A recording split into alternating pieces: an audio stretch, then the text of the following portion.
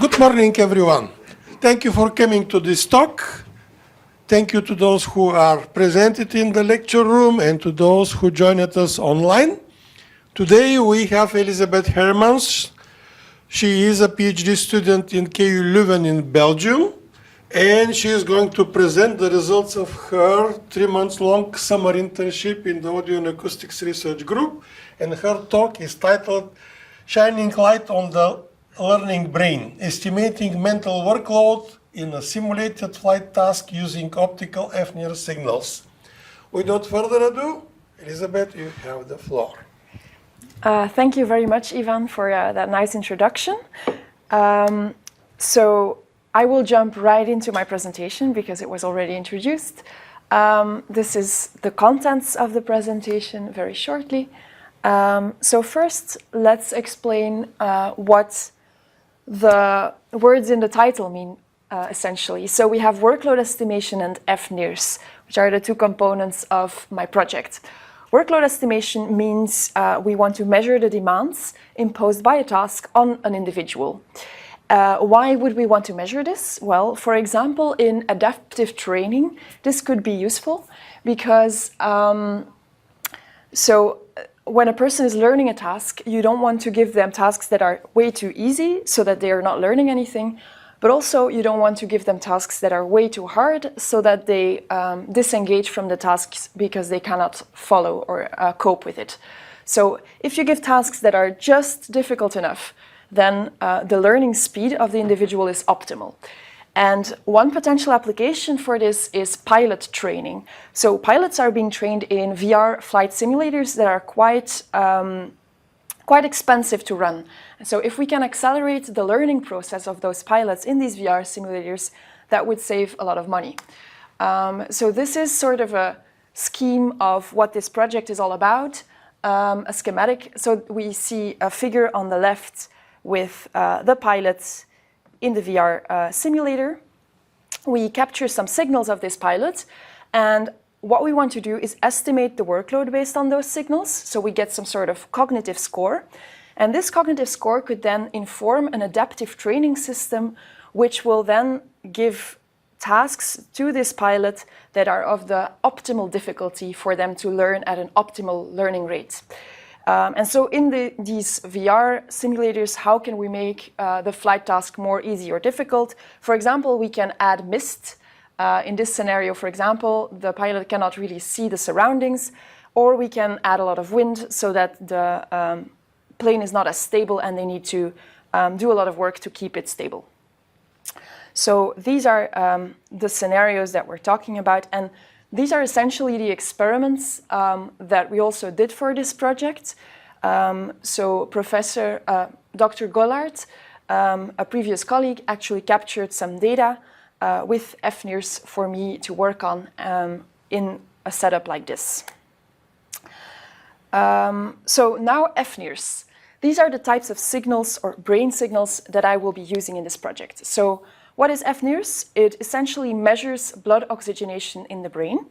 And why would we want to measure blood oxygenation in the brain? Well, when you are performing a very hard task, you actually send more oxygen to your brain to cope with the demands of this task. So the cerebral blood oxygenation is correlated with neuronal activity. And how do we measure this? Well, f-NIRS works in an optical way. So it consists of sources and detectors.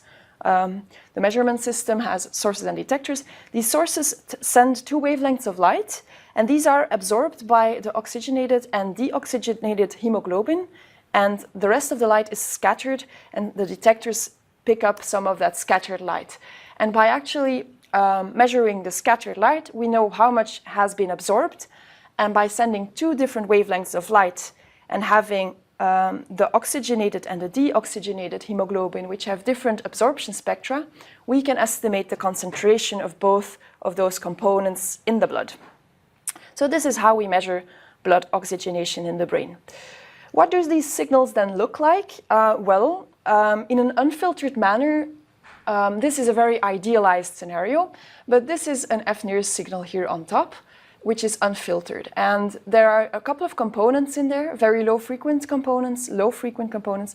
There is the respiration signal that modulates this signal, and then there is a cardiac component, which is a very high-frequent noisy pattern that you see on top of this signal.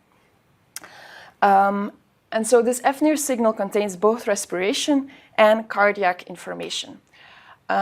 This is more of a realistic signal. So here you see that we have a number of different channels because we put different optodes and detectors on the head who all measure these f-NIRS signals. And we have an oxygenated hemoglobin signal and a deoxygenated hemoglobin signal. The oxygenated here is red and the deoxygenated is blue. And so for every channel you see we have 2 of these signals. And the heart rate pattern is very clearly present here. So the research goal of this project essentially is to estimate workload based on f-NIRS. How am I going to do this? Well, we have collected this data set with 13 subjects who came in for 5 days, and we recorded them for 22 recordings a day. We collected a bunch of signals, mainly f-NIRS, but also ECG and breathing were collected. Then I'm going to filter these signals, segment them into little pieces, and extract features from them. These features, I'm going to dive into them later in the presentation. And then essentially what we want is to estimate the workload based on these features. And this is performed through regression. So we don't have a classification problem, but a regression problem. We're trying to estimate a score between 0 and 100. And this score is actually the score estimated by the adaptive training system, which tells us how good the subject should be at this task. And so the performance score, of course, is correlated with the difficulty or the workload for the individual. So what we want is have a good correlation between our predicted workload and the ideal score that we get from the ATS, which is our ground truth in this scenario. So our evaluation function is going to be the correlation between those 2. So I already sort of went over this data processing pipeline that I am going to use. And then there are a couple of interesting questions that I want to answer. So first of all, how much do ECG and breathing help when you already have an f-NIRS signal? Is it useful to record ECG, breathing, and f-NIRS? Is it useful to segment the signal into little chopped segments, or can we use full recordings or is it better to use full recordings to predict the workload? Is feature selection useful? And should we filter out physiological noise from the f-NIRS signals? And this physiological noise that I'm talking about, that's the breathing and the heart rate. Or can we use it to actually gain more information, extract more features, and do better predictions? So these are my research questions in short. The data pipeline starts with data selection because we have measured these signals in very realistic scenarios where subjects were in these VR chairs, they were moving a lot. And so there are a lot of movement artifacts which corrupt the signals, and some of these signals are not usable. So first I tried to find some quality metrics that I used per 10-second segments to estimate the data quality and to discard the bad data. And so, as we saw, the heart rate signal should be present in all of these f-NIRS signals. If the contact is good, you should always see the heart rate being present. So therefore, I used the correlation with the ECG and the heart rate power, which is the power in the frequency band of the heart rate. Both of those to sort of see where all the data are and if there's like a secondary Gaussian curve here. These are the data that are actually badly correlated with ECG and that I can basically discard. I did the same for the heart rate. You may wonder why there are some signals with a much higher correlation with heart rate. That is because the heart rate is high frequent noise. So when the signals just have big movements artifacts, this sometimes gives me high correlations with high heart rate powers, so I actually discarded these signals as well. So I only retain the main blobs. So how much data did I then discard out of my total data set? I had more or less 1,051 recordings, and I only retained channels with at least 50% of the segments that were valid. If I have 20 channels and all my channels need to be valid at the same time, I can only retain 20% of the recordings, which is not a lot. So we decided to go with another strategy because of this. If I require only one channel to be valid, so I say I retain the recording if at least one of these 20 channels is valid, then I can retain almost all of my data, but I only have one channel, so I don't have that much information. So what I did was group the channel into groups of frontal, central, and occipital channels, and then a left and a right group.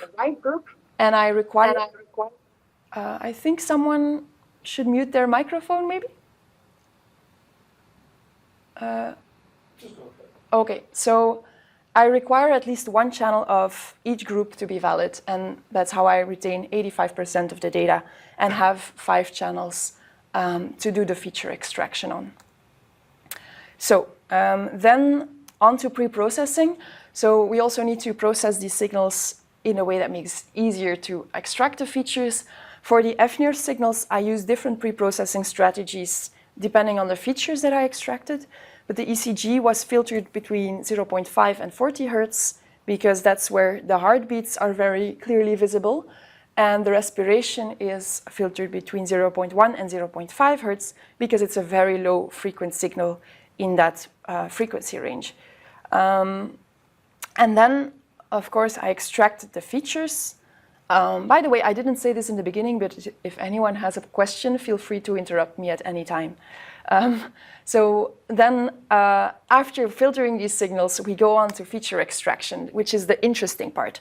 And this is the main focus of my project, because for f-NIRS, it's really not standardized like in EEG signals, electroencephalography, where there's decades of research on which features to extract. Well, in f-NIRS, it's not as established, and we don't really know which features are useful in the signal.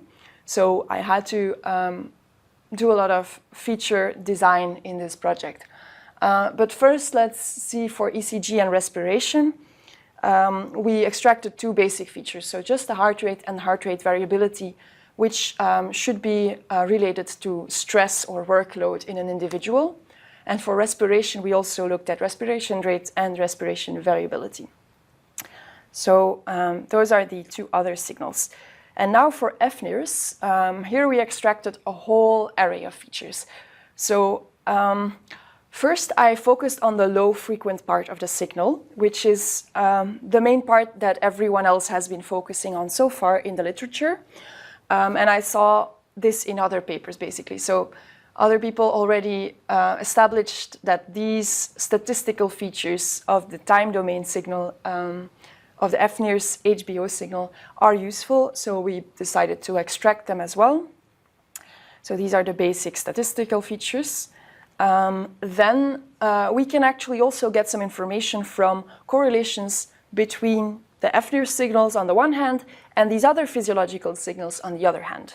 So for example, we know that respiration modulates f-NIRS, that there is some sort of respiration pattern in the f-NIRS, as we saw earlier. So we can look at the correlation between f-NIRS and respiration and the time lag between the 2 signals.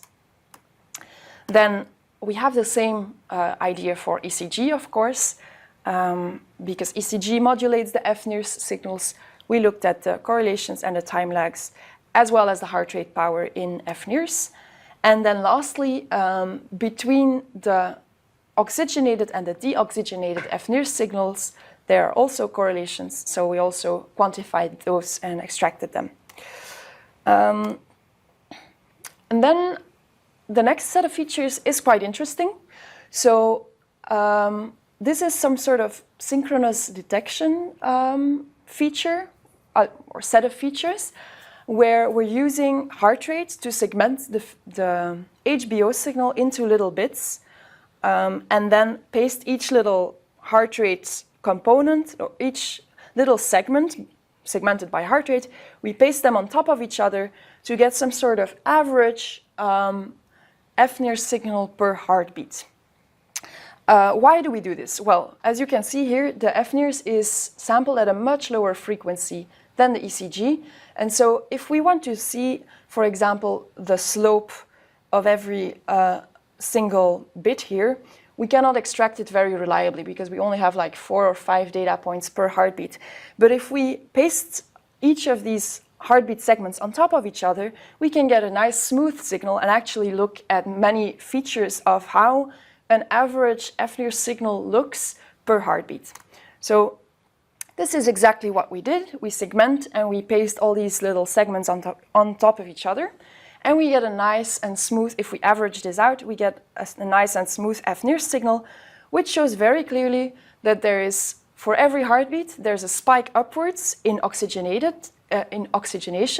and then a slower slope downwards when the oxygen is being consumed by the brain, and then it goes up again. And the HBR signal has, so the deoxygenated hemoglobin has the opposite pattern, so it goes down when the heart starts beating, and then it goes up again when the oxygen is being consumed. So this is basically how the brain consumes the energy per heartbeat. So we looked at a bunch of features of these averaged signals. One of them that is interesting is how high are the peaks of every single heartbeat segmented f-NIRS segment. So the peak-to-peak amplitude of the signal is one. Then we can look at the slopes of these signals, and we can model this as a linear function or as an exponential function. The exponential one is more biologically plausible, but it's harder to estimate. So we estimated both. So upward slope, downward slope, exponential or linear. And then we estimated the delay between the HBO and the HBR, because HBO starts increasing before HBR starts decreasing. So we can sort of look at the delay between those two. And then there are a couple more. So the delay between where the HBO signal starts to rise versus where the heartbeat was. This is basically how long does it take for the blood after being pumped to actually reach the brain. And this could be correlated to your cardiovascular system, but it could also be correlated to your workload. We don't really know. So all of these features are hypothesized to be maybe correlated with workload, but we're not entirely sure of this at first. So then there is also the delay between the downslope and the heartbeat, the total rise time, and the rise time divided by the heartbeat length. So all of these are visualized on this little figure here. And then lastly, we have, the standard deviation of these points around every mean signal here. So we have the mean line, and then these points are scattered around it. How big is this variation? Because this is sort of variation between the f-NIRS signals from heartbeat to heartbeat. So the standard deviations as well. Then lastly, we averaged all these features per group of channels, as I already said in the data quality. So we do this because then we can retain more channels than if we use all the channels separately. We can retain more data, because at least one of the channels needs to be good. And then lastly, we do the regression, where we train a regressor to predict the workload score. We use the mean squared error as a loss function and the correlation as an evaluation metric. So let's look at some results here. Actually, the classifier that I did ablation studies with was a deep neural network with 2 layers, 64 neurons per layer.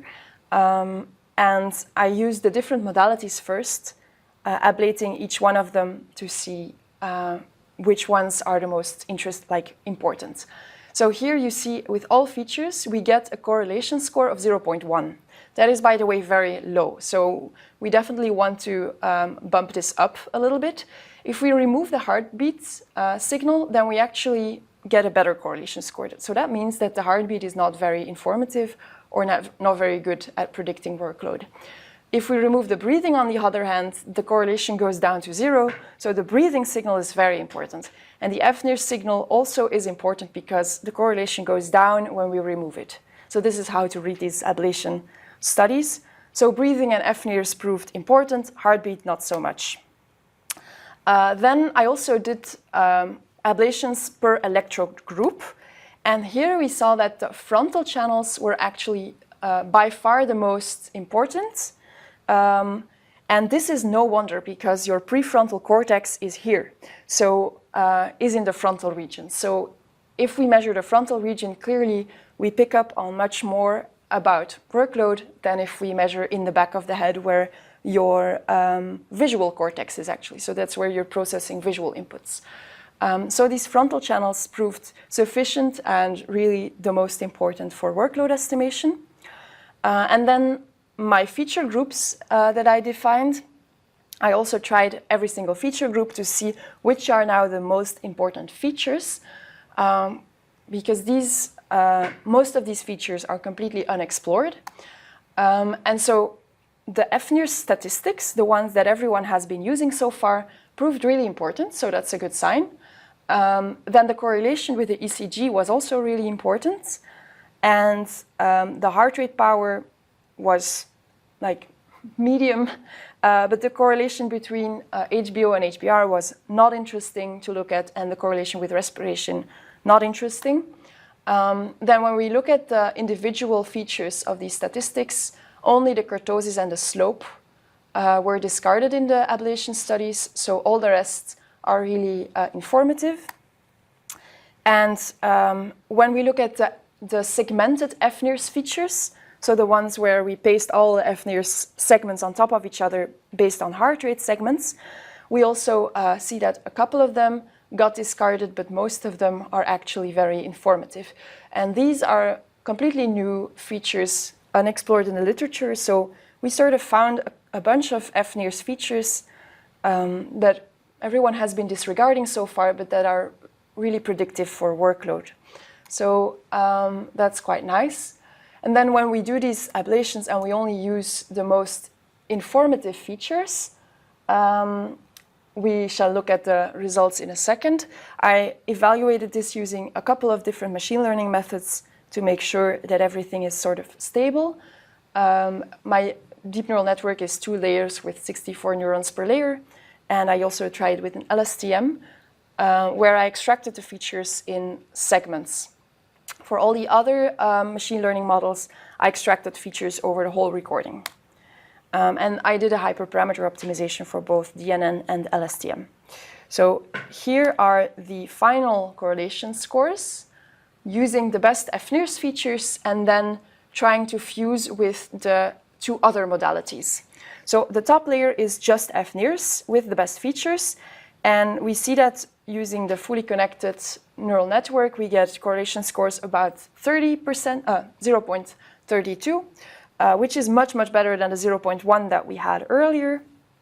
And then by fusing with breathing, we can get to a bit better even, so 0.32, 0.33. So that is quite good. When you compare it to the baseline that we have, where we did the same study with EEG, and with electroencephalography, we got to like 0.13, 0.12. We had a bit better result with LSTM, but this was sort of unexplained, so we're not too sure why that is. But so we can say that f-NIRS is probably more robust as a feature, or as a modality than EEG. And it would be very interesting to see what we can do when we combine f-NIRS with EEG for workload estimation. And then another conclusion here is that early fusion outperforms late fusion for the SVM and the fully connected neural network, but for the linear regressor model, the late fusion is better. So overall, we saw that the fully connected neural network was the best, outperforming all the others. And yeah, that f-NIRS performs quite well at workload estimation. So Conclusions. The focus of this project was to build features, as fNIRS is really an unexplored field. We managed to find some features that are useful for workload estimation and that were completely unexplored in the literature, so we were quite happy about that. A real challenge in this project is that we're trying to build a subject-independent and session-independent objective workload estimator. So when you look at EEG fNIRS literature for these types of tasks, everyone is making it person-specific or session-specific. And that's way, way easier to do because you can calibrate for a certain person, for a certain session. And this is why the correlation scores are relatively low. And then the second interesting or novel feature here is objective workload estimation, because we did not use predefined scores of workload, but we defined the scores based on how well the people are doing at a task. And we can do this in real time, so that's going to be useful for real-time workload estimation. Then what we found is that fNIRS for workload estimation is a good idea. The frontal channels are by far the most informative, and they are enough. So having the frontal channels, we don't need any of the others. We can build much smaller fNIRS devices that just measure like 1 or 2 channels on the forehead. And we also found that simple statistics of fNIRS, the heartbeat segmented fNIRS features and correlation with ECG are good features to use. And then secondly, we found that heart rates is not so very informative. This could actually be because of the way that I'm estimating this. So there might be more robust ways of estimating the heartbeats that I have not explored. So I'm not excluding the possibility that this is because of how we extracted the information and not because of the information in the heart rate. Breathing proved very informative for workload estimation.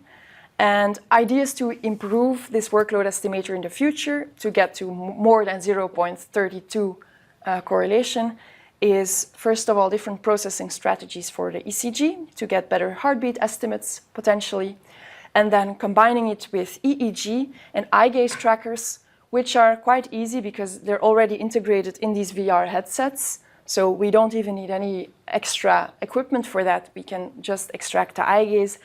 And eye gaze has been proved to be very informative for workload estimation.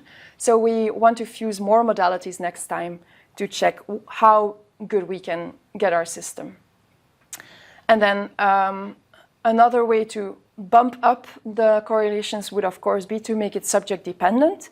We made a point of making something subject independent, but definitely having calibrations right before starting the trials, making a very hard task and a very easy task for a person, and then sort of calibrating the scores between those points, of course, helps to make it much, much better.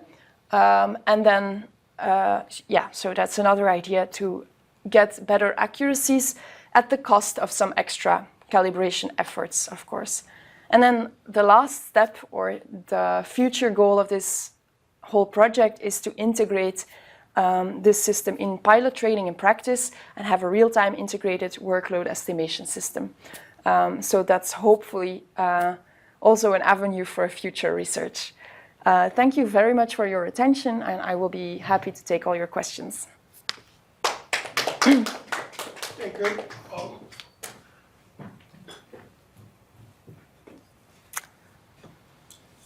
Thank you, Elisabeth. Questions, dear colleagues? There is a question online. Feel free to unmute and ask the question. No one? I thought I saw a hand. Okay, before we to start, so usually when we say brain activity, we think electroencephalographic signal. In this work, you introduce a new modality, new ways to register the brain activity, which is indirect. What are the advantages of f-NIRS compared to EEG? Thank you for that question, Ivan. So fNIRS, with respect to EEG, is less prone to movement artifacts.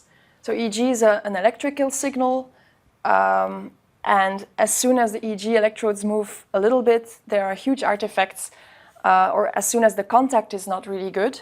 So it needs to be really in contact with the skin. f-NIRS can still get quite a good accuracy or like performance when it's very close to the skin, and it's less prone to movements. So that's why people have been proposing to use it. It is a less established field than EEG, so definitely there needs to be more work on how to process the signals. But the signals themselves should be more robust. Thank you. And we have a question from the audience, actually two. Hannes, feel free to unmute and ask. Hi, sorry, it's a little bit loud here, but I was a little surprised to see that heart rate had no positive impact on correlation. I'm sure reviewers will be surprised to read this. Do you have a theory on why that might be? So yeah, I looked at my heart rate signals, and I think my hypothesis right now is, so first of all, if we only use ECG, there is a performance, like it's not nothing, so it's adding, so it's definitely doing something for workload estimation, but on top of breathing and f-NIRS, it didn't add any information. That's the conclusion here. So it's not that it doesn't have any information at all. However, I think this may just be the way that I was estimating it, because I used Pan-Tompkins, like a classic algorithm, to estimate the peaks, and then I took the difference between every peak as the heartbeat lengths and estimated the heart rate and heart rate variability from there.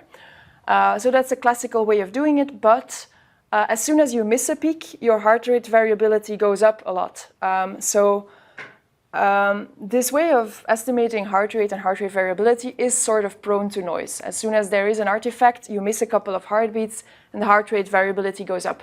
I tried to, when I saw that this was the case, I did some filtering and post-processing to account for that, or like to make it less prone to noise, but still, I think that maybe just looking at the spectrum and checking out the peak that is in the region of the normal heart rate of a person and use the power in that peak, that's probably a more robust way of checking heart rate or heart rate variability. So maybe just a spectral approach would be more robust, and in that case, the results might be very different.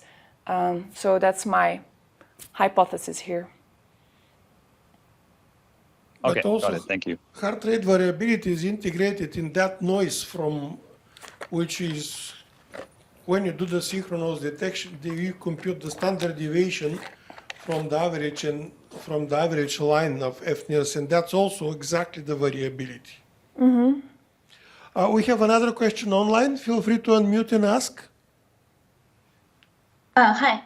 Yeah, I was just asking clarification questions. So you mentioned that you want you pasting all the signal together to smoothing the different frequency.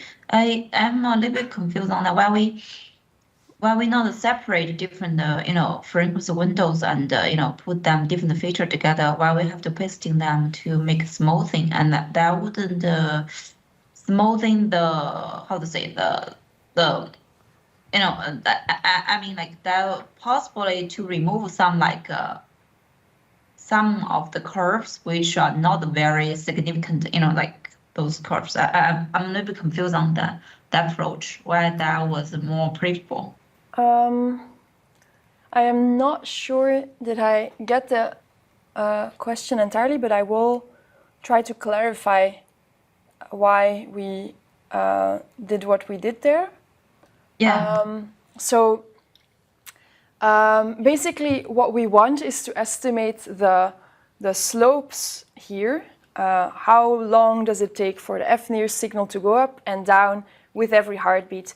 But we only have like 4 or 5 samples per heartbeat. So you see that this is a very spiky signal with a low sampling frequency in comparison to the heart rate.